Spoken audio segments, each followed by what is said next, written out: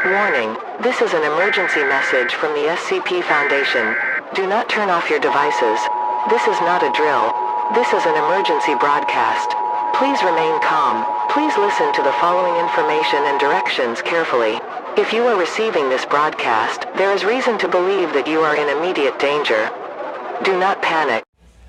There is a creature of SCP-458 escape in there.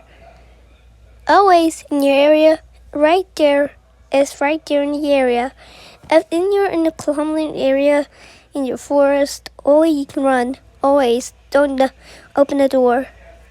Always, your area in your house, our house, are in Scalewalker, or the stalker with the black hoodie.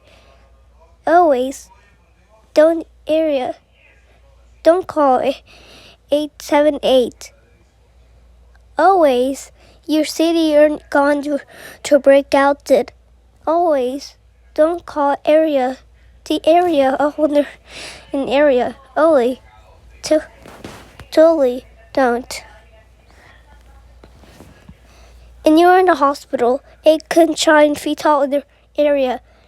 If you call, facts, they can save your life. Always.